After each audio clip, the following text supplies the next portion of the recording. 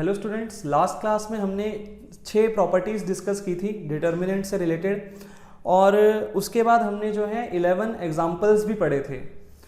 अब आज हम एग्जाम्पल 12 और उसके आगे के एग्जाम्पल्स कवर करेंगे और फिर 4.2 एक्सरसाइज भी जो है वो स्टार्ट करेंगे। लेकिन उससे पहले हम लोग क्या करेंगे कि भाई हमने जो प्रॉपर्टीज़ पढ़ी थी उनको एक बार रिवाइज कर लेते हैं। ठीक है, 6 प्रॉपर्टीज़ पढ़ी थी हमने, तो उनको एक बार रिवाइज करते हैं कि भाई कौन कौन सी 6 प्रॉपर्टीज़ पढ़ी थी हमने। तो हमने सबसे पहले पढ़ी थी P1, प्रॉपर्टी 1। तो P1 में हमने ये पढ़ा कि भाई अगर मैं सारे रोज को कॉलम में कन्वर्ट कर दूं तो मेरे डिटर्मिनेंट के आंसर पे कोई प्रभाव नहीं पड़ेगा, मेरा डिटर्मिनेंट का आंसर सेम ही रहेगा। ठीक है, कोई भी चेंज उसमें नहीं आएगा। अल्टरनेटिवली मैं इसमें ऐसा भी कह सकता कि भाई मैंने सारे कॉलम्स को रो में चेंज कर दिया। ठीक है, चाहे मैं बोलूं मैंने सारे रोज को कॉलम में चेंज किया, चाहे मैं बोलूं मैंने सारे कॉलम्स को रो में चेंज किया, एक ही बात है। ठीक है, तो डिटर्मिनेंट के आंसर पे कोई प्रभाव नहीं पड़ेगा इस केस में। तो ये हमारा प्रॉपर्टी 1 थी। उसके बाद हमने प्रॉपर्टी 2 डिस्कस की थी। प्रॉपर्टी 2 क्या थी?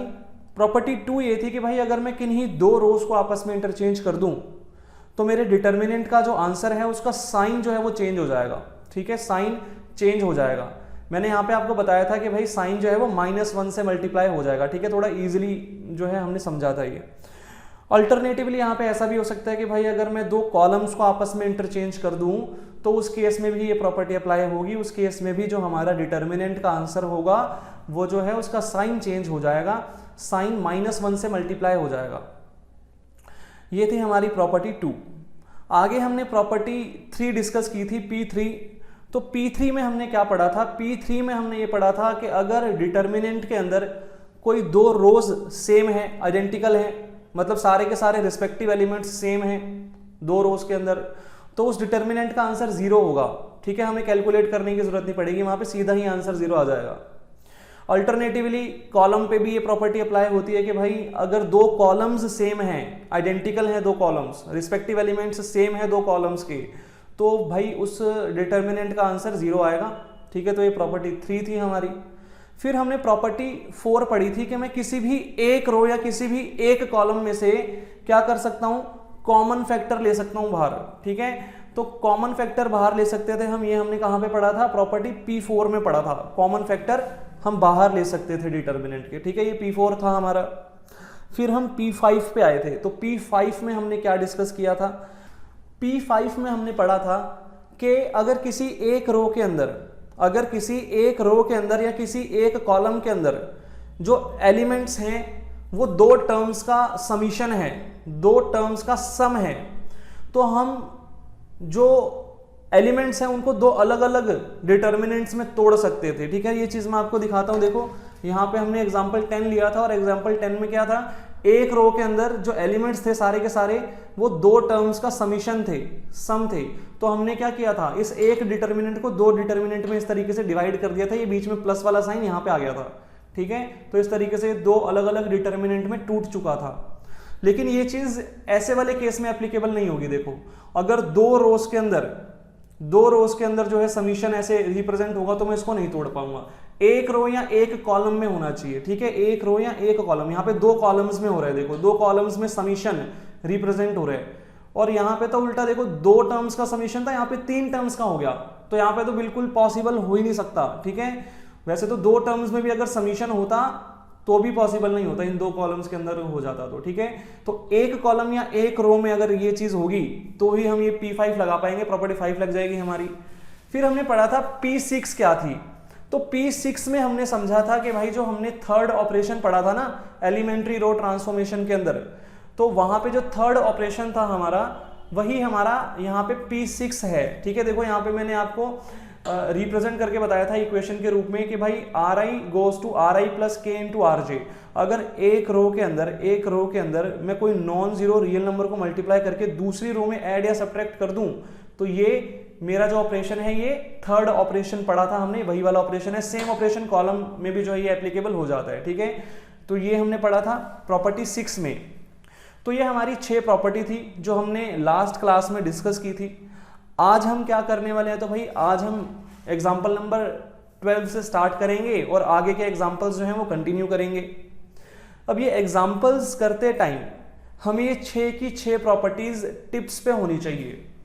अब हमें ये सीखना है कि भाई कब कौन सी प्रॉपर्टी एप्लीकेबल होगी, कब कौन सी प्रॉपर्टी लगेगी, ठीक है, ये चीज़ हमें अब सीखनी है। तो ये चीज़ सीखने के लिए ना जो प्रॉपर्टीज हमने पढ़ी है वो टिप्स पे होनी चाहिए एकदम, ठीक है, टिप्स पे होंगी तभी हम सीख पाएंगे, नहीं तो ये चीज़ हमें अंडरस्टैंड नहीं हो पाएगी अच्छे से। तो चलिए स्टार्ट करते हैं एग्जाम्पल नंबर 12 से। तो भाई देखो यहाँ पे क्वेश्चन क्या है, without expanding prove that this determinant is equals to 0। हमें एक्सपेंड नहीं करना, बिना एक्सपेंड करे हमें ये प्रूव करना है कि भाई ये जो डिटर्मिनेंट है ये 0 के इक्वल है। एक्सपेंड नहीं करना, इसका मतलब सिर्फ और सिर्फ प्रॉपर्टीज का ही यूज कर सकता हूं मैं एक्सपेंशन नहीं कर सकता, ठीक है, मैं एक्सपेंड नहीं कर सकता, डिटर्मिनेंट को एक्सपेंड करके मैं सॉल्व नहीं कर पाऊंगा। यहाँ पे सिर्फ प्रॉपर्टीज का यूज करना है और मुझे जो है 0 प्रूफ करना है इस डिटर्मिनेंट का आंसर। तो चलिए स्टार्ट करते हैं। अब देखते हैं भाई कैसे होगा ये क्वेश्चन। तो सबसे पहले मैं इस डिटर्मिनेंट को यहाँ पे नोट डाउन कर लेता हूँ, लेफ्ट हैंड साइड को। तो मैं ये नोट डाउन कर लेता हूँ, first element x plus y, यहाँ पे z था, यहाँ पे 1, यहाँ पे y plus Z x and 1, और यहाँ पे z plus x y and 1। अब देखो भाई जब भी मेरे सामने इस तरह का क्वेश्चन आएगा तो मुझे थोड़ा दिमाग लगाना पड़ेगा कि भाई यहाँ पे ना कौन सी प्रॉपर्टी एप्लीकेबल है, कौन सी प्रॉपर्टी मैं लगा सकता हूँ यहाँ पे। तो चलो भाई सोचते हैं। सबसे पहले क्या इस क्वेश्चन में P1 की कोई एप्लीकेशन हो सकती है? प्रॉपर्टी 1 की। प्रॉपर्टी 1 क्या आती है, सारी रोज को अगर कॉलम में कन्वर्ट कर देंगे तो आंसर में चेंज नहीं आता। तो भाई इस चीज़ का यहाँ पे कोई लेना देना है नहीं, मुझे तो इसका आंसर 0 प्रूफ करना है। तो यहाँ पे P1 एप्लीकेबल नहीं हो सकती। P2 क्या थी, अगर मैं 2 रोज को आपस में इंटरचेंज कर दूं तो डिटर्मिनेंट का आंसर जो था उसका साइन चेंज हो जाता है। तो यहाँ पे 2 रोज को आपस में चेंज करने का कोई मतलब बनता ही नहीं है, ठीक है, ना 2 रोज को चेंज करने का कोई मतलब बनेगा, ना 2 कॉलम्स को यहाँ पे चेंज करने का कोई मतलब बनेगा। तो यहाँ पे ये चीज़ भी एप्लीकेबल नहीं है, ठीक है, तो ये भी चीज़ फेल हो गई। यहाँ पे P2 भी फेल हो गई। P3 क्या थी, अगर 2 रोज या 2 कॉलम्स आइडेंटिकल होंगे तो डिटर्मिनेंट का आंसर 0 आ जाएगा। तो देखो भाई क्या ऐसा हो रहा है, हमें 0 तो प्रूफ करना है, लेकिन क्या ऐसा हो पा रहा है? यहाँ पे 2 रोज कोई सेम है, यहाँ पे R1 R2 या R3 में से कोई भी 2 रो सेम नहीं है देखो, और ना ही 2 कोई कॉलम्स सेम है, C1 C2 और C3 में से कोई भी कॉलम आपस में सेम नहीं है। तो इसका मतलब भाई यहाँ पे ना P3 भी एप्लीकेबल नहीं है, P3 भी फेल हो गई। फिर थी P4। P4 क्या थी, P4 ये थी कि भाई मैं कॉमन फैक्टर बाहर ले सकता हूँ किसी भी एक रो या किसी भी एक कॉलम में से। तो भाई देखो R1 में कुछ कॉमन फैक्टर आ रहा है क्या? कुछ भी नहीं है कॉमन फैक्टर। R2 में भी नहीं है, R3 में भी कोई कॉमन फैक्टर नहीं है, ठीक है, कुछ कॉमन फैक्टर है ही नहीं यहाँ पे। C1 C2 और C3 में भी कोई कॉमन फैक्टर नहीं है, तो ना ही मैं किसी रो में से कोई कॉमन फैक्टर ले सकता हूँ, ना ही किसी कॉलम में से। तो P4 भी यहाँ पे एप्लीकेबल नहीं है, P4 भी यहाँ पे फेल हो गई। अगली बात मैं यहाँ पे ये कर सकता था, P5 जो है मैं यहाँ पे अप्लाई कर सकता था। P5 कैसे अप्लाई होता वो सोचते हैं। अगर किसी एक रो या किसी एक कॉलम में जो एलिमेंट्स हैं वो 2 टर्म्स का समीशन है तो P5 एप्लीकेबल हो सकती है। अब भाई देखो यहाँ पे R1 में जो एलिमेंट्स हैं वो 2 टर्म्स का समीशन है, 2 टर्म्स का समीशन है, तो इसका मतलब P5 एप्लीकेबल हो सकती है, यहाँ पे कर सकता हूँ मैं P5 अप्लाई। लेकिन सोचो ज़रा, अगर मैं यहाँ पे P5 अप्लाई करूँगा तो होगा क्या, ठीक है। तो इस चीज़ को हम एक बार रफली करके देखते हैं, सोचते हैं थोड़ा सा कि भाई अगर P5 हम यहाँ पे अप्लाई कर देते तो क्या होता।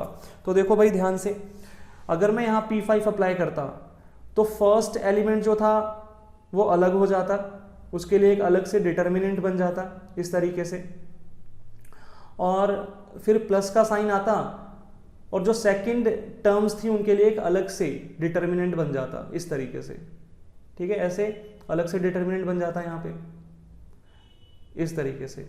अब मुझे एक बात बताओ, इस तरीके से जब मैं इस डिटर्मिनेंट को ऐसे 2 डिटर्मिनेंट्स में डिवाइड कर देता तो क्या इससे मुझे कोई बेनिफिट होने वाला था? क्या मेरा जो आंसर था वो इजीली निकल जाता इस तरीके से? देखते हैं एक बार। अब देखो भाई अगर मैंने 2 डिटर्मिनेंट्स में डिवाइड किया इसको तो क्या फर्क पड़ा। पहले इस फर्स्ट वाले डिटर्मिनेंट पे आओ, इस वाले डिटर्मिनेंट पे। इस वाले डिटर्मिनेंट को सॉल्व करने का तरीका सोचो, कैसे होगा ये सॉल्व। तो दोबारा से सारी की सारी प्रॉपर्टीज मुझे सोचनी पड़ेंगी। क्या यहाँ पे P1 एप्लीकेबल है? तो P1 का कोई यूज है नहीं यहाँ पे, क्यों? क्योंकि हमें तो 0 प्रूव करना है ना। तो भाई यहाँ पे P1 का कोई एप्लीकेशन है ही नहीं, सारे रोज को कॉलम में कन्वर्ट करूंगा तो कोई भी आंसर पे फर्क नहीं पड़ता, उस चीज का यहाँ पे कोई एप्लीकेशन नहीं होगा। P2 का भी कोई एप्लीकेशन नहीं है। मैं दो रोज को आपस में इंटरचेंज कर सकता हूँ या दो कॉलम्स को आपस में इंटरचेंज कर सकता हूँ। इस चीज का यहाँ पे कोई एप्लीकेशन नहीं होने वाला है इस वाले डिटर्मिनेंट पे। P3 क्या था भाई, दो रोज या दो कॉलम्स अगर आइडेंटिकल होंगे तो 0 आ जाएगा आंसर। तो क्या यहाँ पे दो कोई रोज या दो कोई कॉलम्स आइडेंटिकल दिख रहे हैं आपको? नहीं दिख रहे। तो इसका मतलब यहाँ पे जो है हमारी P3 भी एप्लीकेबल नहीं है, P3 भी यहाँ पे अप्लाई नहीं हो सकती। नेक्स्ट P4 थी। P4 में क्या था, कॉमन फैक्टर ले सकते थे किसी भी रो में, किसी यहाँ पे P4 भी एप्लीकेबल नहीं है। P5 तो अब अप्लाई हो ही नहीं सकती क्योंकि इस डिटर्मिनेंट के अंदर किसी भी रो या किसी भी कॉलम में दो टर्म्स का समीशन शो नहीं हो रहे हैं कोई भी एलिमेंट्स, ठीक है। तो P5 एप्लीकेबल नहीं है, तो क्या बचा, P6 बचा, ठीक है, P6 बचा। ऐसे ही यहाँ पे भी अगर आप सोचोगे तो ना P कोई भी प्रॉपर्टी इन दोनों के दोनों डिटर्मिनेंट्स पे अप्लाई नहीं हो रही। तो भाई जब मैं इस डिटर्मिनेंट पे अल्टीमेटली मुझे P6 ही लगानी पड़ेगी, ठीक है, P6 ही लगानी पड़ेगी। तो मैं यहाँ पे P5 लगा के कोई बेनिफिट नहीं उठा पाऊंगा। P5 लगाने का कोई बेनिफिट तो तब होता जब P5 अप्लाई करने के बाद मुझे P1 से लेके P5 तक की कोई प्रॉपर्टी हो जाती।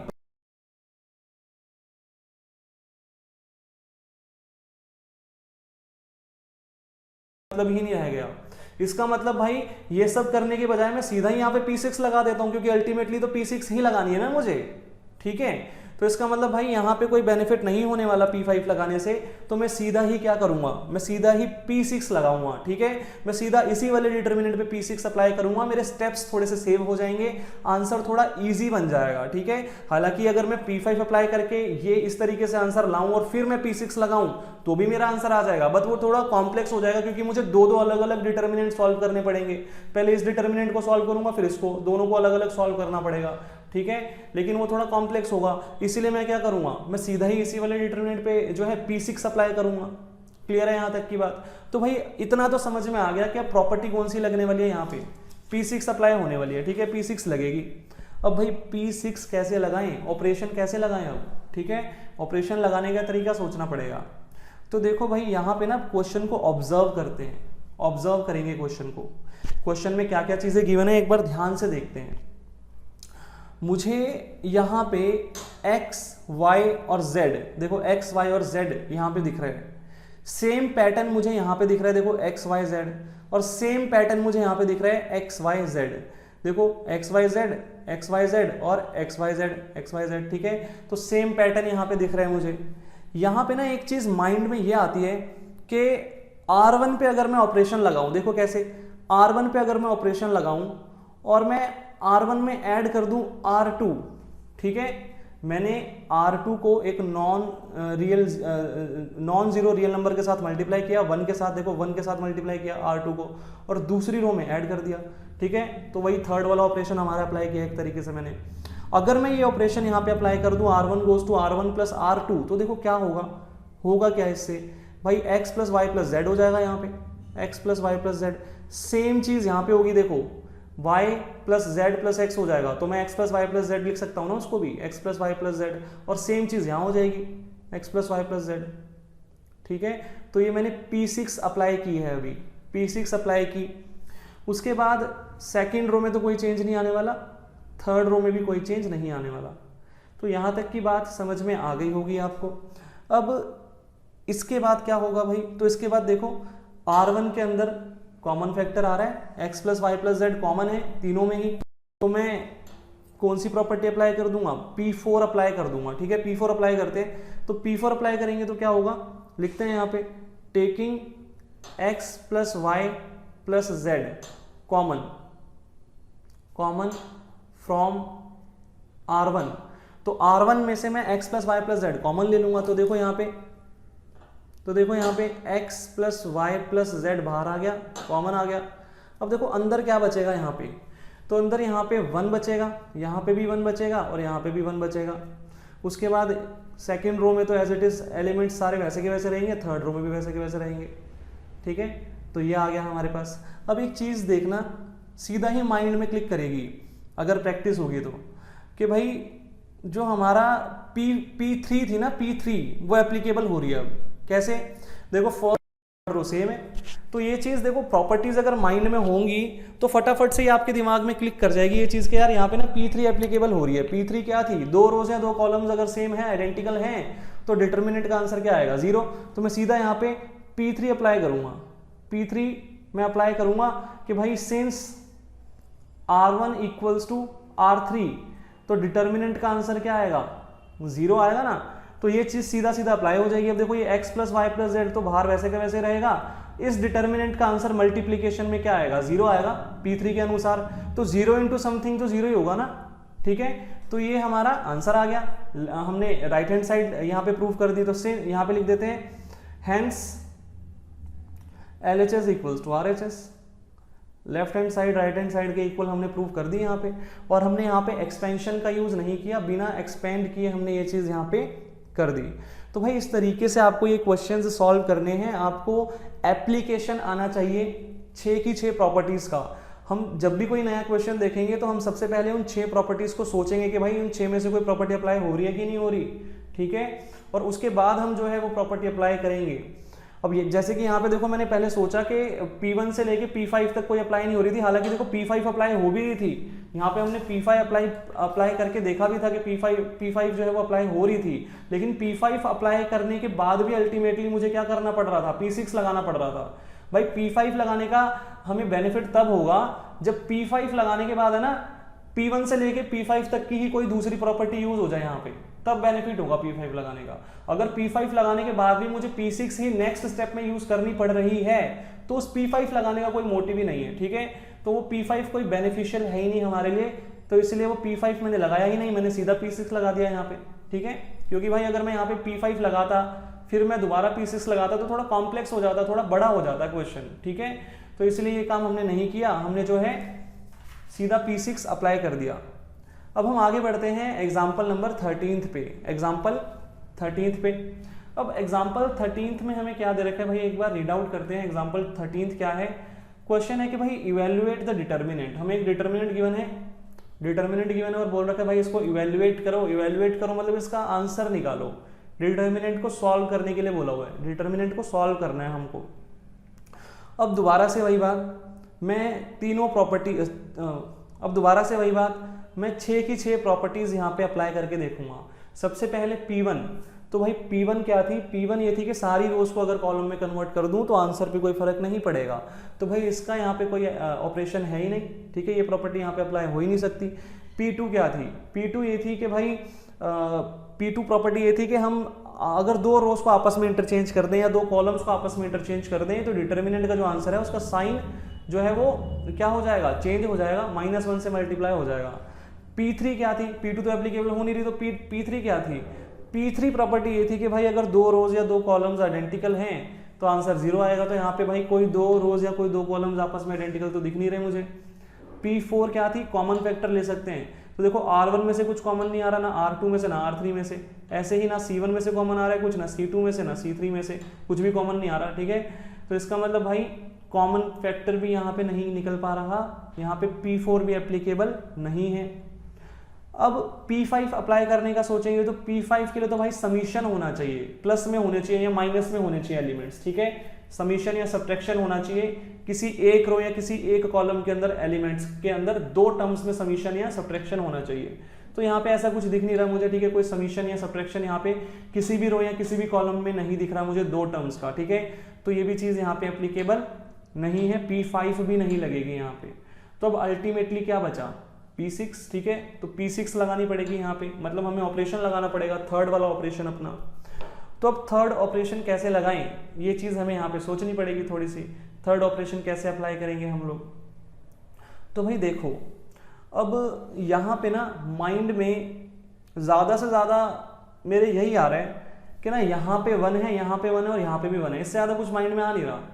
तो मैं ये कर सकता हूँ कि मैं 0 बना सकता हूँ, ठीक है, 0 बना। और यहाँ पे देखो क्वेश्चन में ऐसा थोड़ी ना लिखा है कि मैं एक्सपेंड नहीं करना, मुझे एक्सपेंशन के लिए मना थोड़ी ना करी हुई है। जैसे देखो इस क्वेश्चन में क्या बोला हुआ था, विदाउट एक्सपेंडिंग हमें प्रूव करना था। यहाँ पे विदाउट एक्सपेंडिंग थोड़ी ना बोला कि आंसर निकालो, यहाँ पे तो हम एक्सपेंड कर सकते हैं ना। तो मैं क्या करूंगा, मैं ज्यादा से ज्यादा 0 बनाने की कोशिश करूंगा, 0 बनाऊंगा और फिर क्या करूंगा, एक्सपेंड कर दूंगा लास्ट में, ठीक है। तो इस तरीके से मतलब मैं सोचूंगा। अब यहाँ पे 1 है, यहाँ पे भी 1 है, यहाँ पे भी 1 है, तो मैं दिमाग इस तरीके से लगाऊंगा कि भाई जीरोस बन जाए, ज़्यादा से ज़्यादा जीरोस बनेंगे तो उतना ज़्यादा बेनिफिट रहेगा। अब देखो यहाँ पे मैं जो ऑपरेशन लगाऊंगा वो क्या लगाऊंगा, तो देखो R1 पे ऑपरेशन लगाते हैं। R1 पे क्या ऑपरेशन लगाएंगे हम लोग, R1 goes to R1 minus R2, R1 minus R2, ठीक है। एक तो ये ऑपरेशन लगा दिया मैंने, R1 पे ऑपरेशन लगा दिया। अब R1 पे ऑपरेशन लगाऊंगा तो देखो 1 माइनस 1 जीरो हो जाएगा, यहाँ पे R1 में जीरो बन जाएगा। मैं साथ के साथ है ना ऑपरेशन लगा देता हूँ R3 पे, R3 पे ऑपरेशन लगा देते हैं, या R2 पे भी लगा सकते हैं हम लोग, ठीक है। तो R3 पे या R2 पे ऑपरेशन लगा सकते हैं हम लोग। एक काम करते हैं, चलो R2 पे ही लगा के दिखा देता हूँ मैं। R2 पे ऑपरेशन लगाते हैं।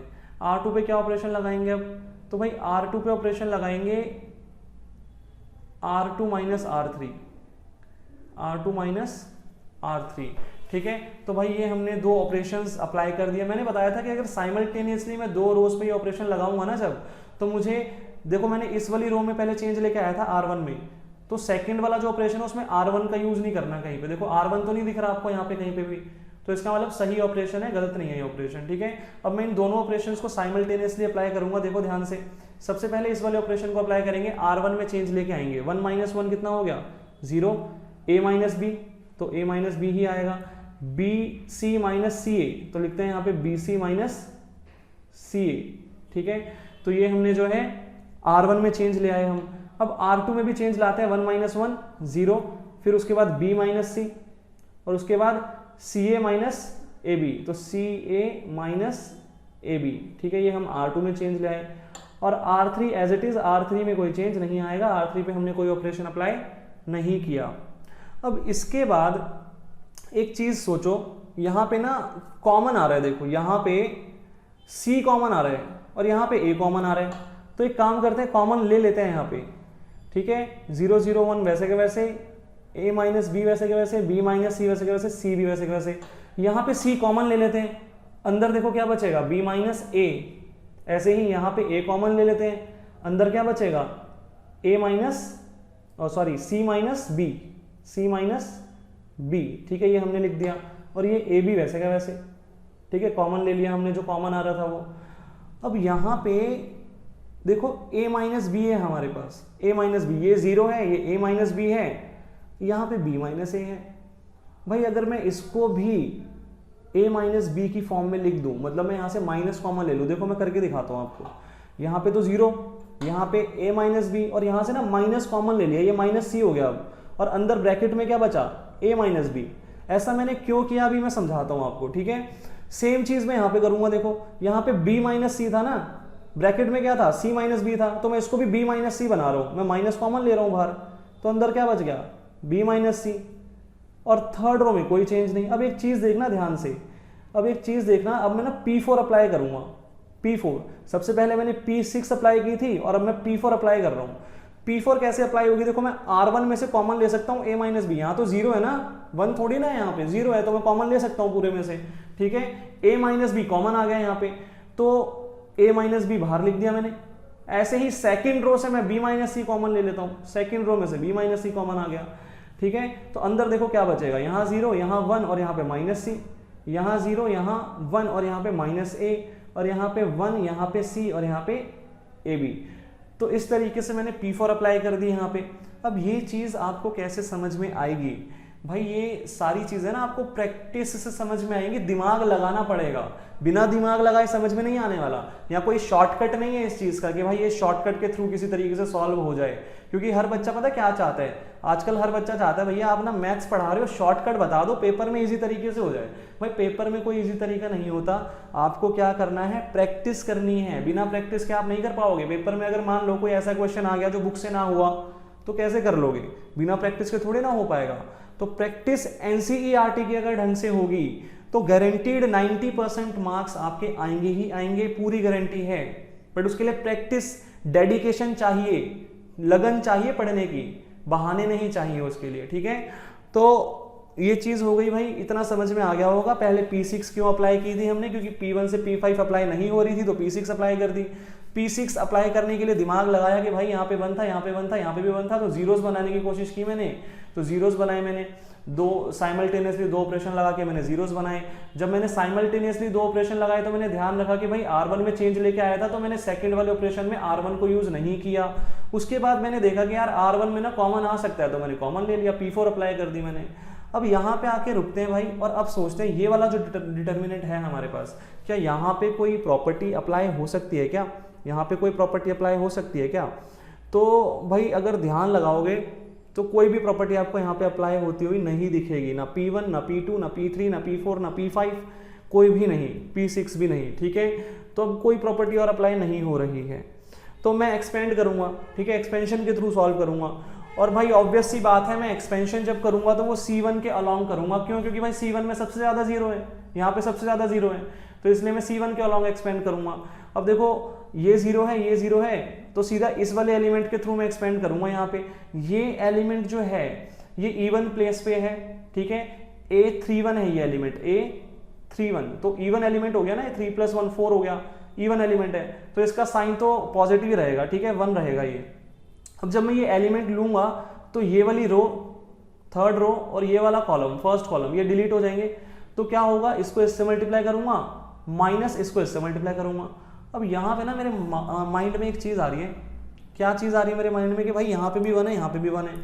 जब मैं एक्सपेंड कर ही रहा हूँ C1 को, C1 के अलॉन्ग एक्सपेंड कर रहा हूँ, तो मैं यहाँ पे भी या यहाँ पे भी क्यों नहीं जीरो बना देता, इन दोनों में से किसी एक जगह जीरो बना देता हूँ मैं, मेरी कैलकुलेशन और ज़्यादा ईजी हो जाएगी, ठीक है। तो मैं क्या करूँगा, मैं इन दोनों में से किसी एक जगह पे जीरो बना दूंगा ताकि कैलकुलेशन और ज़्यादा ईजी हो जाए।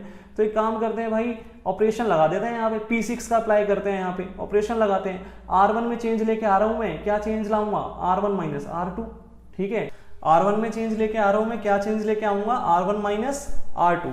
तो भाई चलिए करते हैं ऑपरेशन अप्लाई, ये A - B as it is, ये B - C भी एज इट इज, और यहाँ ऑपरेशन अप्लाई होने के बाद क्या होगा, 0 - 0 तो 0 ही रहेगा, 1 - 1 0, और देखो -C -A, तो -C + A हो जाएगा ये, ठीक है, या A - C भी लिख सकता था मैं इसको। उसके बाद R2 में कोई चेंज नहीं आएगा, R2 एज इट इज रहेगा, और R3 भी एज इट इज रहेगा। अब क्या करेंगे भाई, इसके बाद एक्सपेंशन करेंगे अब, और कोई तो रास्ता यहाँ पे बचता नहीं है, कोई प्रॉपर्टी अप्लाई हो नहीं रही है, तो यहाँ पे देखो एक्सपेंशन करेंगे अब। तो लिखते हैं आगे एक्सपेंडिंग C1, क्योंकि C1 में सबसे ज्यादा जीरोज हैं, इसलिए मैं C1 के अलॉन्ग एक्सपेंड करूंगा यहाँ पे। अब बाहर जो A - B और B - C है वो तो एज इट इज रहेंगे, और इसको जब मैं एक्सपेंड करूंगा तो देखो यहाँ ब्रैकेट लगा दिया मैंने इस तरीके से, तो मैं सीधा इस वाले एलिमेंट को लेता हूँ, ये दोनों तो जीरो है, तो ये एलिमेंट हमारा इवन प्लेस पे, मैंने बताया था आपको इवन प्लेस पे, तो यहाँ पे साइन चेंज नहीं होगा, 1 आ गया, ये थर्ड रो और फर्स्ट कॉलम में है, तो ये दोनों डिलीट हो गए, -A × 0 0, ठीक है, तो -A × 0 0, फिर -1 × -C + A, तो 1 × -C + A -C + A। अब मैं -C + A को ना A - C भी लिख सकता हूँ, तो मैं यहाँ पे ब्रैकेट लगाता हूँ, A - C भी लिख सकता हूँ मैं उसको, ठीक है, इस तरीके से A - C। अब देखो ध्यान से, ये A - B as it is, ये B - C as it is. अब यहाँ पे देखो 1 को किसी भी चीज से मल्टीप्लाई करूंगा तो वही चीज आएगी ना। तो अब यहाँ पे सबसे बड़ी बात, जब मैं ब्रैकेट खोलूंगा तो साइन चेंज हो जाएंगे, तो इसका मतलब ये क्या होने वाला है, C - A हो जाएगा ये, ठीक है, ब्रैकेट खोलने पे C - A हो जाएगा। तो हमारे पास आंसर क्या आया, A - B, B - C and C - A, A - B into B - C into C - A, ठीक है, ये हमारे पास इस डिटर्मिनेंट का आंसर आ गया, ठीक है। तो इस तरीके से हमारा एग्जाम्पल नंबर 13 भी हो गया। चलिए आगे बढ़ते हैं एग्जाम्पल नंबर 14 की तरफ। एग्जाम्पल 14 क्या है देखते हैं एक बार भाई। Prove that this determinant is equals to 4ABC। हमें प्रूव करना है कि ये जो डिटर्मिनेंट है इसका आंसर क्या आएगा, 4 × A × B × C, 4 × ABC, ठीक है। तो चलिए देखते हैं भाई यहाँ पे कौन कौन सी प्रॉपर्टीज हम अप्लाई कर सकते हैं। तो माइंड में क्या क्या आ रहा है सोचना पड़ेगा थोड़ा सा कि भाई कौन कौन सी प्रॉपर्टीज यहाँ पे एप्लीकेबल हैं। सबसे पहले यहाँ पे देखो, क्या P1 का कोई यूज है, तो भाई P1 का तो कोई यूज है नहीं यहाँ पे, P1 तो यूज हो नहीं सकती यहाँ पे।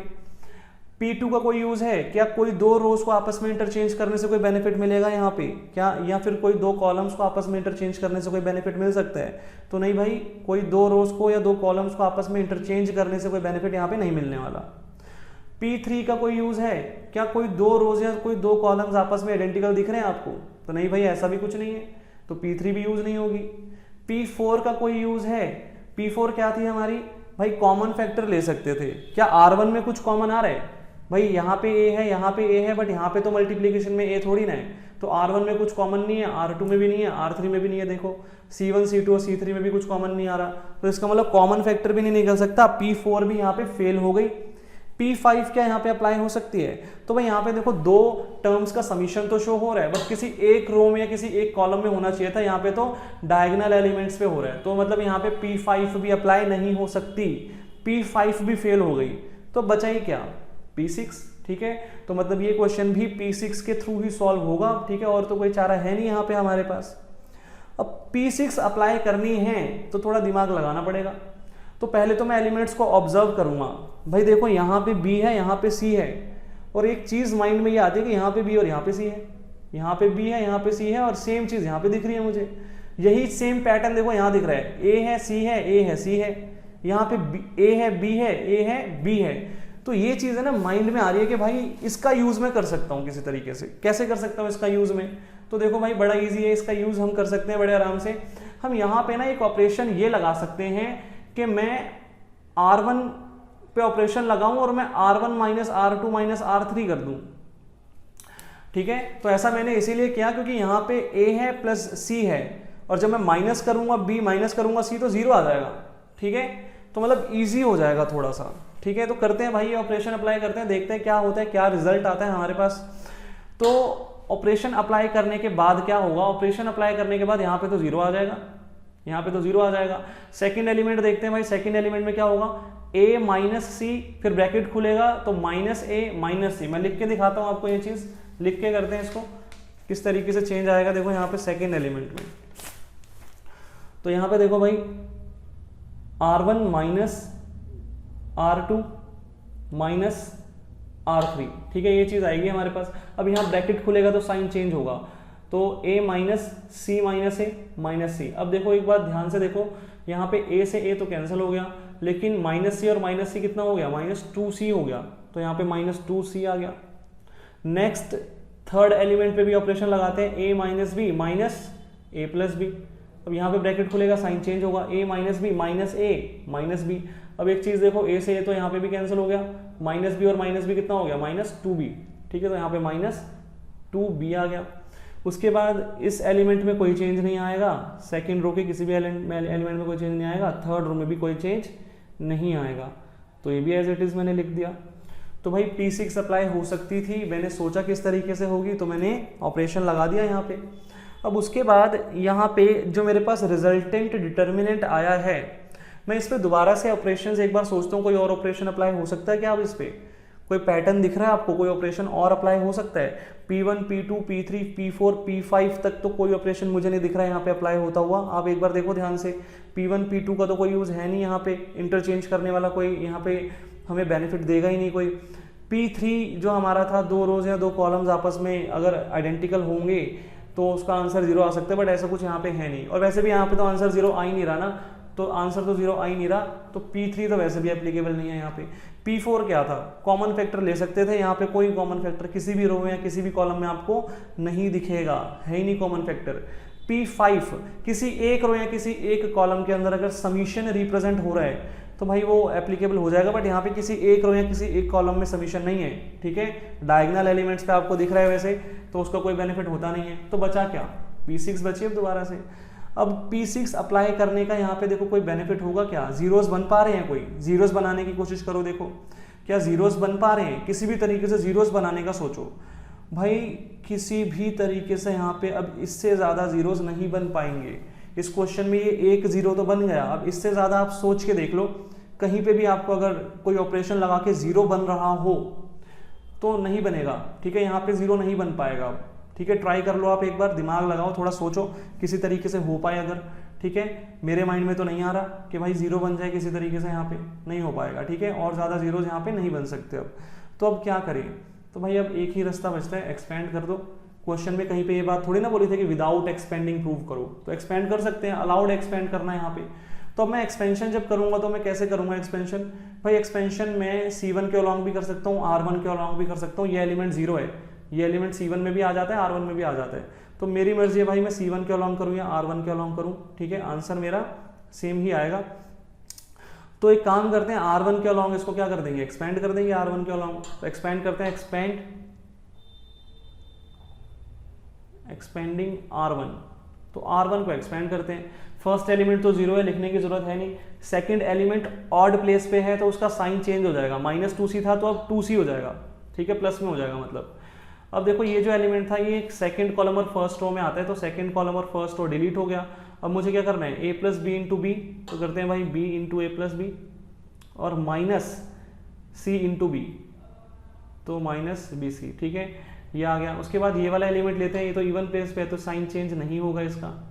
अब ये एलिमेंट फर्स्ट और थर्ड कॉलम में आता है, फर्स्ट और थर्ड कॉलम डिलीट हो गया, तो b into C minus c into C plus A, तो ये आ गया हमारे पास।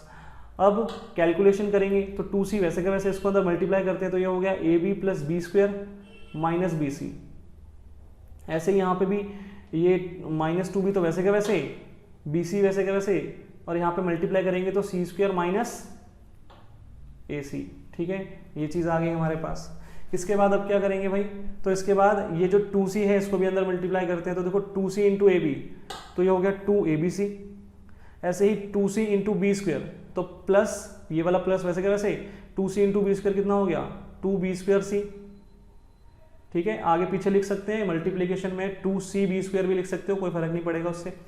उसके बाद ऐसे ही 2c इंटू बी सी, तो ये हो जाएगा माइनस, ये वाला माइनस और 2c स्क्वायर बी, ठीक है। ऐसे ही ये वाली जो टर्म है इसको भी अंदर मल्टीप्लाई कर देते हैं, तो देखो -2b इंटू बी सी, तो -2b स्क्वायर सी। ऐसे ही इसको इससे मल्टीप्लाई करेंगे तो माइनस माइनस प्लस हो जाएगा 2c स्क्वायर बी, और ऐसे ही इसको इससे मल्टीप्लाई करेंगे तो माइनस माइनस फिर से प्लस हो जाएगा 2, यहाँ पे आ जाएगा abc, ठीक है।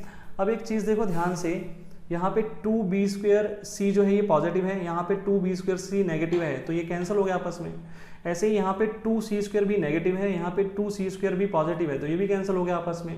तो अब बचा ही क्या, 2ab plus 2abc, 2abc plus 2abc, तो 2abc प्लस 2abc कितना हो गया, 4abc, ठीक है। यही चीज़ तो हमें प्रूव करनी थी, ठीक है, आंसर आ गया।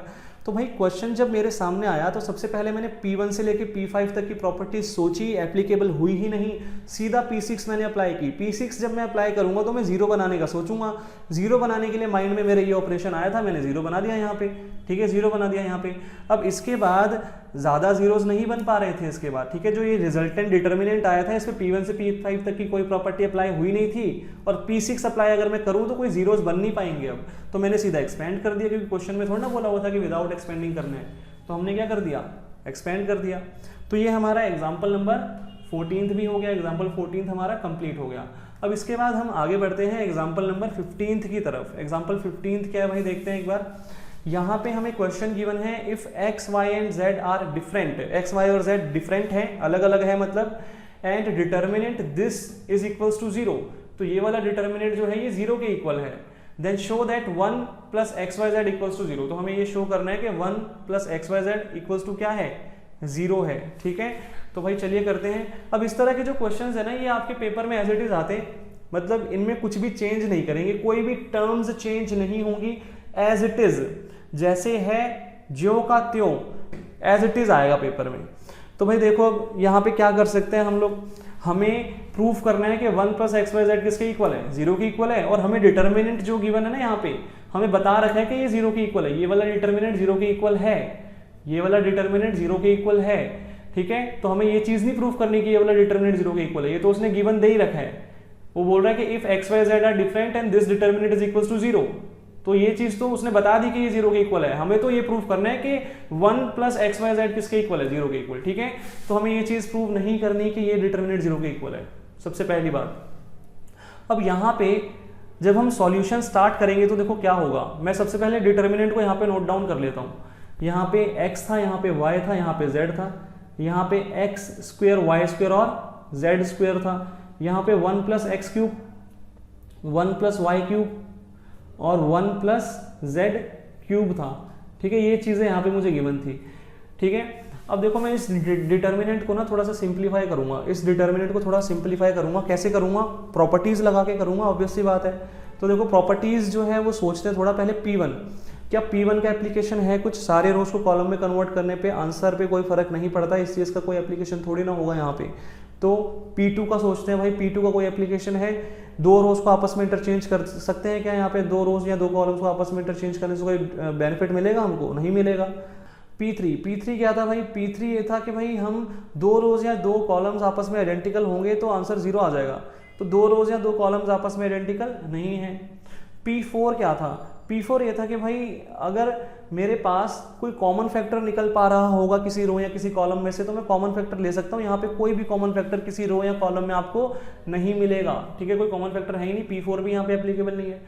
P5 किसी एक रो या एक कॉलम में अगर जो एलिमेंट्स हैं वो दो अलग अलग टर्म्स का समीशन रिप्रेजेंट हो रहे हैं तो मैं उस डिटर्मिनेंट को दो अलग अलग डिटर्मिनेंट में डिवाइड कर सकता हूँ।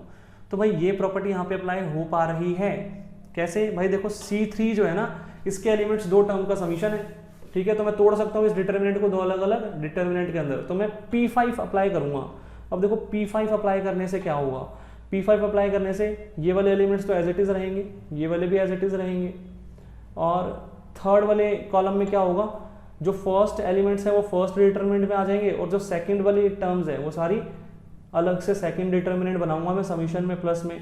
तो सेकंड डिटर्मिनेंट में ये सारे के सारे एलिमेंट्स में यहाँ पे लिख देता हूँ, ये x3, ये y3 और ये z3, ठीक है। इस तरीके से ही हो गया हमारे पास, ठीक है, यहाँ तक कोई प्रॉब्लम नहीं है।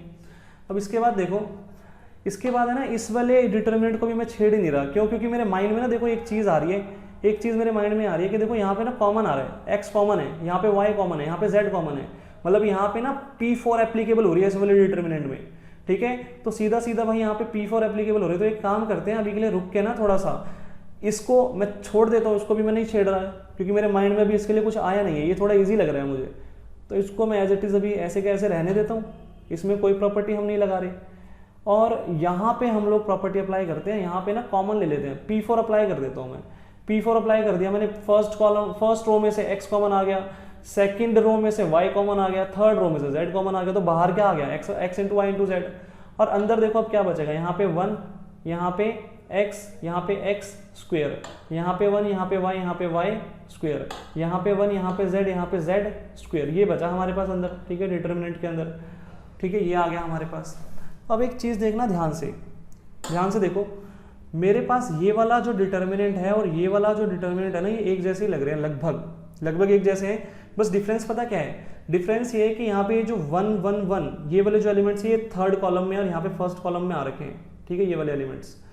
दूसरा डिफरेंस यहाँ पे ये है कि भाई ये वाले एलिमेंट्स जो है ये C1 में है जबकि यहाँ पे C2 में है। तो मतलब यहाँ पे ना कॉलम्स डिफरेंट है बस, ठीक है, कॉलम्स डिफरेंट है, एलिमेंट सेम है। तो मैं एक चीज़ कर सकता हूँ, मैं इन दोनों को ना सेम बना सकता हूँ। कैसे बना सकता हूँ सेम? भाई मैं रोज को या कॉलम्स को आपस में इंटरचेंज कर सकता हूँ P2 अप्लाई करके। मैं प्रॉपर्टी 2 अप्लाई करूंगा इस वाले डिटर्मिनेंट पे। अब देखो ध्यान से, प्रॉपर्टी 2 अप्लाई करूंगा मैं क्या करने वाला हूँ, ये जो C3 था ना, C3, इसको मैं क्या करूंगा, C3 को इंटरचेंज कर दूंगा C2 से।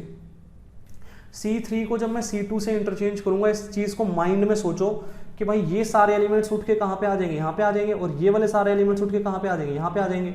बात समझ में आ रही है? माइंड में ना मैपिंग करो इस चीज़ की। देखो मैं यहाँ पे लिख के दिखाता हूँ, जब मैं ये ऑपरेशन लगाऊंगा तो होगा क्या, ये चीज़ आपके माइंड में चलनी चाहिए कि भाई इसके बाद क्या होने वाला है। C1 में तो कोई चेंज नहीं आने वाला, C1 पे थोड़ी ना ऑपरेशन लगाया भाई। ये सारे एलिमेंट्स जो C3 के थे ये C2 बन जाएंगे और C2 के सारे एलिमेंट्स यहाँ चले जाएंगे, ठीक है।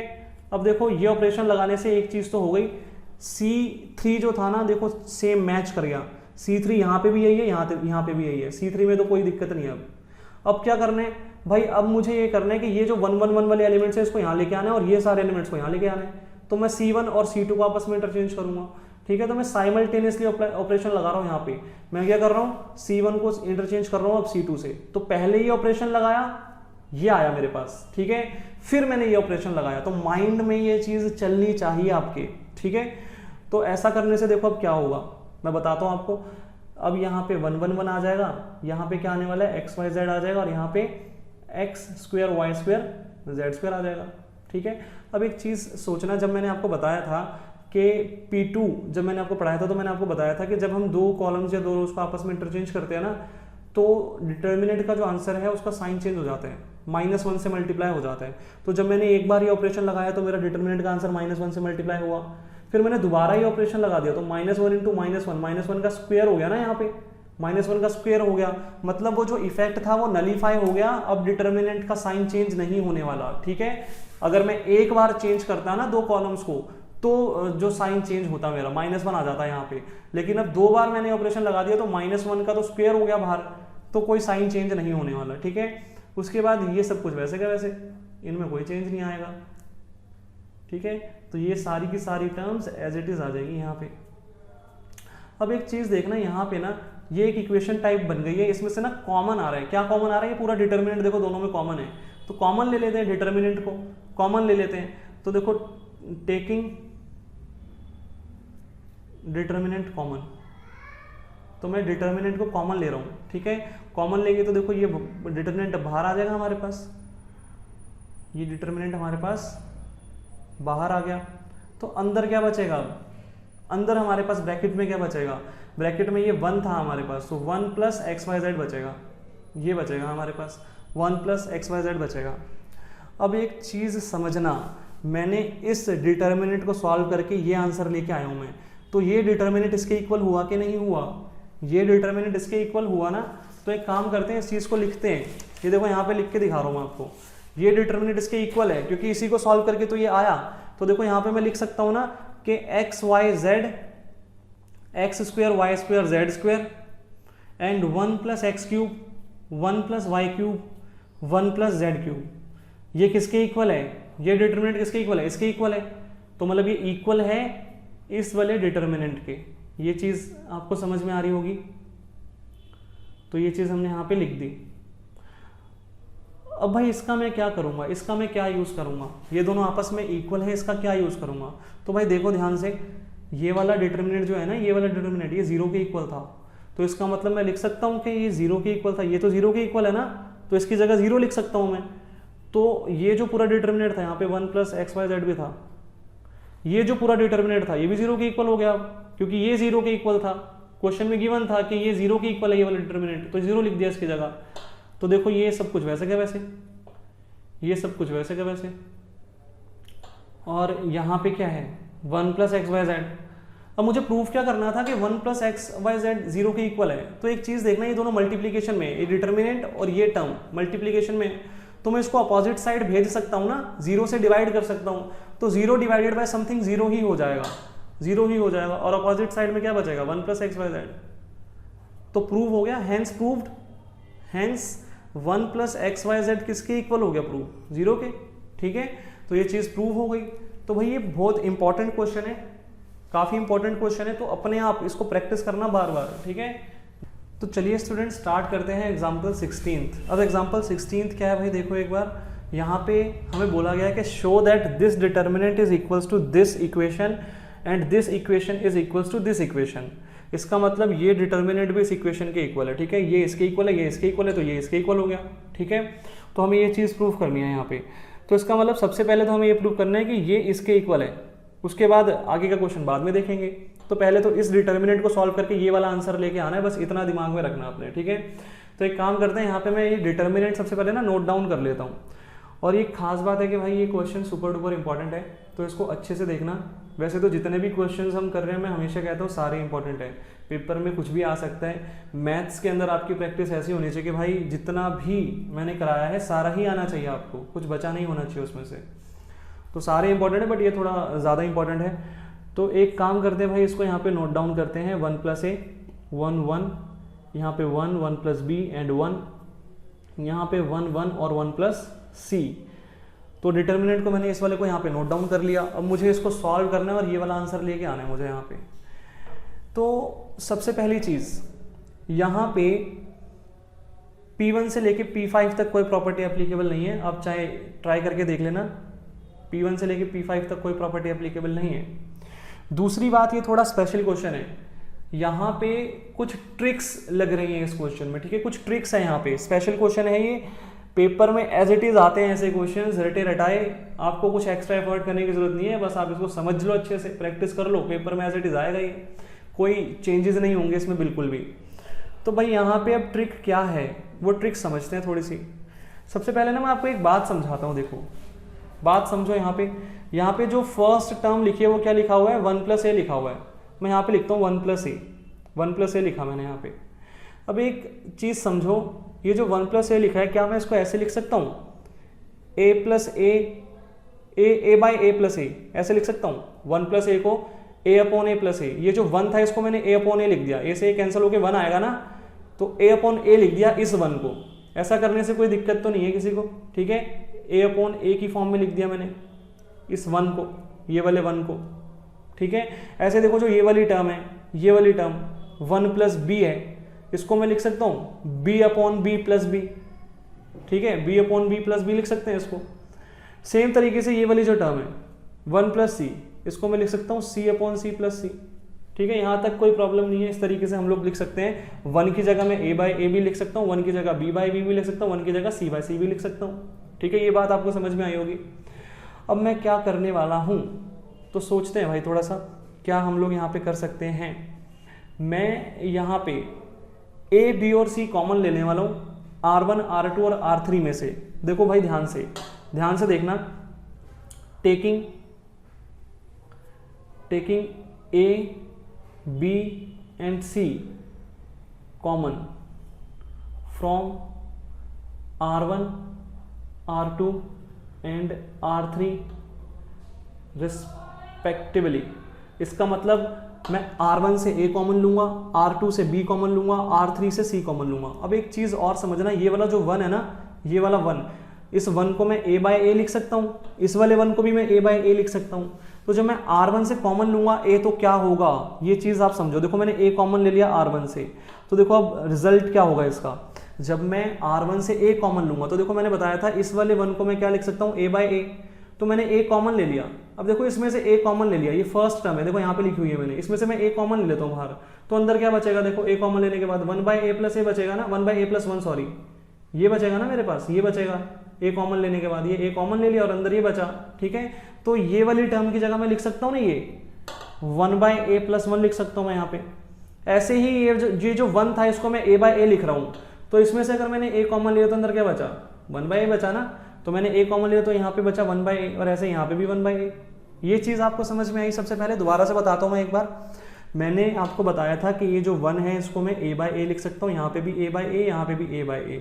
अब मैं a कॉमन ले रहा हूँ इस पूरे r1 में से, a कॉमन ले लिया मैंने r1 में से, तो देखो क्या आएगा, ये जो फर्स्ट एलिमेंट था ये a/a+a था, तो मैंने क्या किया, मैंने a कॉमन ले लिया, यहाँ पे a कॉमन ले लिया, तो a जब कॉमन ले लूंगा तो देखो क्या बचेगा, 1/a+1, ठीक है। ऐसे यहाँ से भी a कॉमन ले लिया, a/a था ना ये 1, a/a, तो a कॉमन ले लिया तो अंदर क्या बचा, 1/a। ऐसे इस वाले एलिमेंट में भी ऐसे ही हुआ, ठीक है।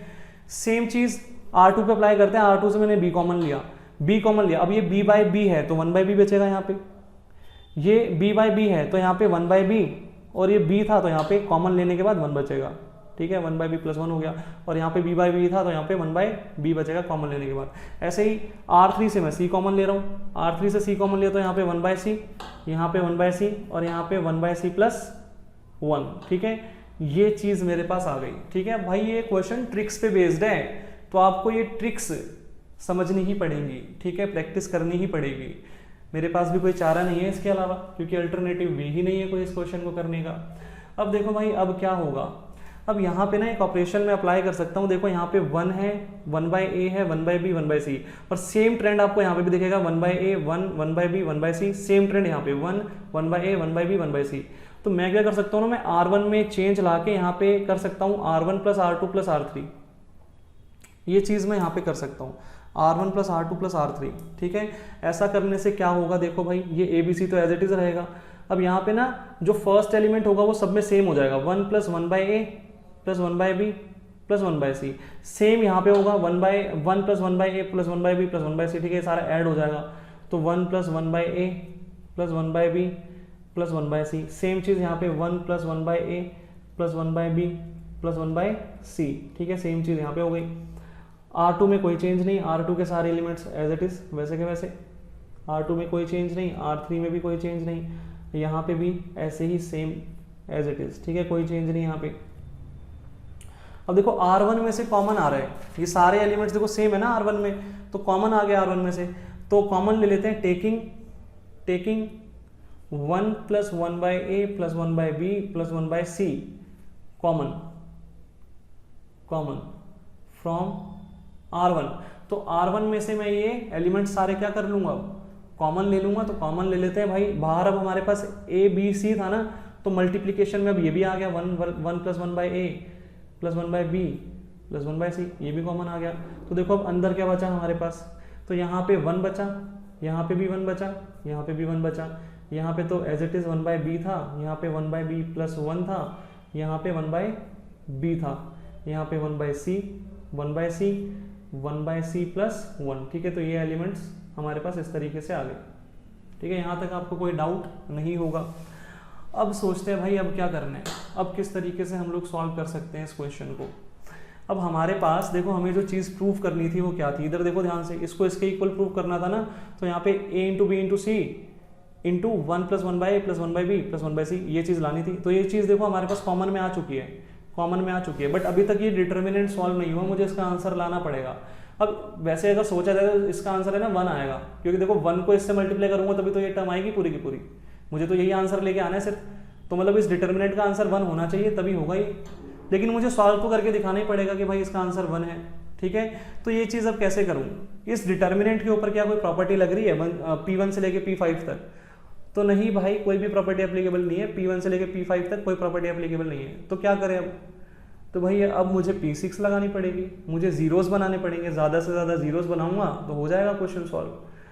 अब यहाँ पे एक चीज़ देखना, यहाँ पे 1 है, यहाँ पे 1 है, यहाँ पे 1 है, तो जीरोस बनाने में मुझे आसानी हो जाएगी। मैं क्या करने वाला हूँ, देखो यहाँ पे एक काम करते हैं कि भाई हम लोग C1 पे प्रॉपर्टी लगा लेते हैं, या C1 या C2 पे भी लगा सकते हैं, ठीक है, जैसा आप चाहो वैसा कर सकते हो। C1 पर प्रॉपर्टी लगा लो, C1 में से C2 माइनस कर दो, C1 - C2, तो इसमें से जब ये माइनस करोगे तो 0 बचेगा यहाँ पे। साइमल्टेनियसली साथ साथ एक और 0 बनाते हैं यहाँ पे। अब मैंने C1 पे लगा दिया ना ऑपरेशन, तो C1 को यूज़ नहीं करूँगा अब मैं, ठीक है, C1 को यूज़ नहीं करूँगा अब मैं। अब मैं एक काम करता हूँ, C2 में चेंज लाता हूँ, C2, और C2 में चेंज क्या लाऊंगा मैं, C2 में से C3 माइनस करूँगा। मैंने C1 को यूज़ नहीं किया सेकेंड ऑपरेशन में, ठीक है। तो देखो अब यहाँ पे बाहर जो टर्म्स कॉमन थी वो तो एज इट इज़ रहेंगी, उनमें तो कोई चेंज नहीं आएगा, बाहर वाली टर्म्स एज इट इज़।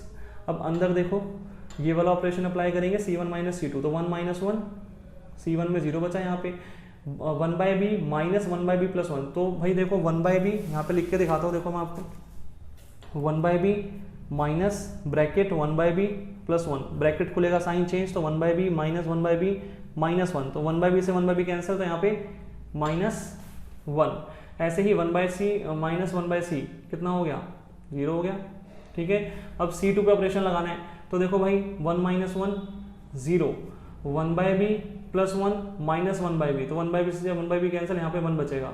ऐसे ही 1/c - 1/c + 1, ब्रैकेट खुलेगा साइन चेंज, 1/c - 1/c - 1, तो यहाँ पे भी -1 बचा, और यहाँ पे तो कोई चेंज आएगा ही नहीं, ये तो एज इट इज़ वैसे का वैसे ही रहेगा, ठीक है, इसमें कोई चेंज नहीं आएगा, ये वैसे का वैसे, ठीक है जी। तो यहाँ तक हो गया अपना। अब देखो आगे अब क्या कर सकते हैं हम लोग, तो आगे भाई इससे आगे अब इससे ज़्यादा जीरोस बनाना वैसे पॉसिबल नहीं है, यहाँ पे आप ट्राई करके देखना, होगा नहीं, ठीक है, इससे ज़्यादा जीरोस नहीं बनेंगे। तो मैं क्या कर सकता हूँ, मैं या तो C1 के अलॉन्ग एक्सपेंड कर सकता हूँ, या मैं R1 के अलॉन्ग एक्सपेंड कर सकता हूँ। R1 में भी 2 जीरोस है, C1 में भी 2 जीरोस है, तो मैं किसी के भी थ्रू एक्सपेंशन यहाँ पे कर सकता हूँ। अब मैं यहाँ पे एक्सपेंशन R1 के अलॉन्ग कर देता हूँ, तो यहाँ पे लिखते हैं एक्सपेंडिंग R1। तो अब देखो क्या होगा, ये वाली सारी टर्म्स तो वैसे की वैसे जो बाहर थी, ये वाली सारी टर्म्स एज इट इज़ वैसे की वैसे, और जब मैं इसको एक्सपेंशन करूँगा, ये 0 है, ये 0 है, तो इसी के थ्रू करना है, तो भाई यहाँ पे लिखते हैं ब्रैकेट 1, इसका साइन चेंज नहीं होगा, इवन प्लेस पे है ये नंबर। अब ये वाला कॉलम, ये रो डिलीट हो गई, first row third column delete, तो -1 × -1 1, और -0 × 1 0। तो देखो भाई क्या बचा हमारे पास, यहाँ पे तो 1 - 0 1 ही रहेगा, 1 × 1 1 रहेगा, ठीक है। अब ये 1 है, इसको इससे मल्टीप्लाई करूँगा तो यही का ये आ जाएगा, ABC × 1 + 1/a + 1/b plus 1/c, ठीक है, ये आ गया हमारे पास आंसर। तो भाई यही चीज़ तो प्रूव करनी थी। देखो इस डिटर्मिनेंट को इसके इक्वल प्रूव करना था, तो हो गया। अब लेकिन हमें क्या करना है भाई, अब ये वाला आंसर भी तो लेके आना है। तो एक काम करते हैं, इसी को सॉल्व करते हैं और ये वाला आंसर ले आते हैं। ये तो बड़ा इजी है, कैसे होगा देखो। तो लिखते हैं यहाँ पे नाउ इसको हम सॉल्व करते हैं। तो देखो ये ए बी सी तो एज इट इज, एलसीएम ले लूंगा यहाँ पे। एलसीएम देखो क्या आएगा, ए बी सी आएगा एलसीएम। यहाँ पे क्या आएगा हमारे पास, A B C plus B C plus यहाँ पे ए सी और प्लस यहाँ पे ए बी, ठीक है। एलसीएम लेना आता होगा आप सबको, अगर नहीं आता आपको एलसीएम लेना तो आप मुझे कॉल कर देना, मैं ये एलसीएम आपको जो है छोटी सी वीडियो बना के समझा दूंगा उसमें, ठीक है। एलसीएम वैसे इजी है ये। अब देखो ए बी सी से ए बी सी कैंसिल हो गया, तो क्या बचा, A B C plus B C plus A C plus A B. तो देखो यही तो है ये, A B C plus B C plus A C, यहाँ सी ए एक ही बात है, और प्लस ए बी, ठीक है। तो ये भी आ गया हमारे पास। तो हेंस हमने प्रूव कर दिया कि ये डिटर्मिनेंट इसके इक्वल है और ये इसके इक्वल है, अल्टीमेटली ये इसके इक्वल है, ठीक है। ये चीज़ प्रूव हो गई। तो लास्ट में लिख देंगे हेंस, पूरा डिटर्मिनेंट यहाँ पे शो करेंगे, 1 प्लस ए 1 1, उसके बाद 1 1 प्लस बी 1, यहाँ पे 1 1 1 प्लस सी। ये किसके इक्वल था, A B C into 1 plus 1/a plus 1/b plus 1/c। और ये किसके इक्वल था, A B C plus B C plus C A और प्लस ए बी, ठीक है। तो ये चीज़ हमने प्रूव कर दी, ये हो गया हमारा। अब एक बार दोबारा से मैं आपको बता देता हूँ क्या क्या किया हमने यहाँ पे। सबसे पहले मैंने ये डिटर्मिनेंट यहाँ पे नोट डाउन किया, फिर मैंने क्या किया, R1 R2 और R3 में से ए बी सी रिस्पेक्टिवली मैंने कॉमन ले लिया। R1 में से ए कॉमन लिया, R2 में से बी, R3 में से सी। यहाँ पे मैंने आपको बताया कि ये जो हमारा 1 था, ये 1 a/a है, ये वाला 1 भी a/a है और ये वाला 1 भी a/a है। तो इसका रिजल्ट क्या हुआ, जब हमने a कॉमन लिया तो यहाँ पे देखो ये a/a प्लस a था, ये लिखा हुआ देखो मैंने a/a प्लस a कॉमन लेने के बाद अंदर क्या बचा, 1/a प्लस 1, तो यहाँ पे 1/a प्लस 1 आ गया। यहाँ पे a/a था, a कॉमन ले लिया तो 1/a, यहाँ पे भी सेम। फिर ऐसे ही मैंने R2 में जब b कॉमन लिया तो सेम चीज़ यहाँ पे अप्लाई हुई, और R3 में भी सेम चीज़ अप्लाई हुई जब मैंने c कॉमन लिया। उसके बाद मैंने क्या किया, उसके बाद मैंने R1 पे ऑपरेशन लगाया, R1 plus R2 plus R3।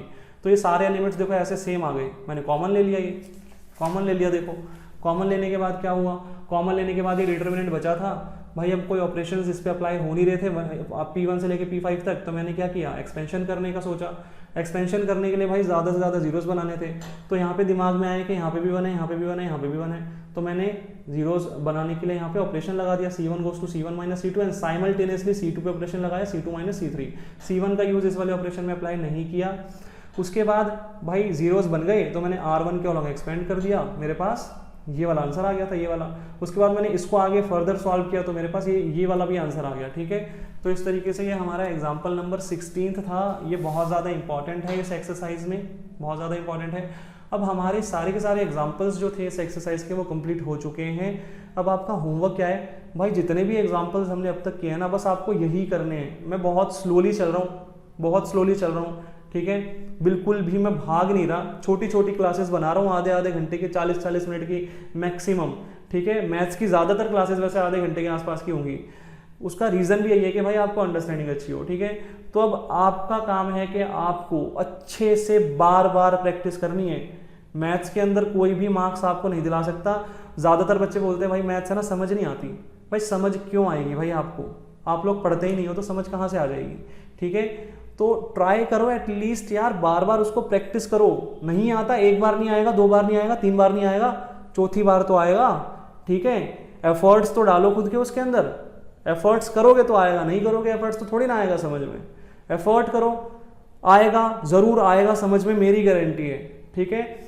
इतने क्वेश्चंस एक बार आप दोबारा से करो, ये सारे एग्जांपल्स। नेक्स्ट क्लास में 4.2 एक्सरसाइज मैं ही करवाऊंगा, मैं ही स्टार्ट करूंगा, क्वेश्चंस मैं ही करवाऊंगा आपको, ठीक है। अभी मैं आपको करने के लिए नहीं दे रहा प्रॉपर्टीज वाले क्वेश्चन, क्योंकि मुझे पता अभी आपकी प्रैक्टिस भी नहीं है, अभी आपसे नहीं हो पाएंगे, ठीक है। मैं ही करवाऊंगा ये क्वेश्चंस, बस जितना करवा रखा है ना उसको ढंग से कर लो।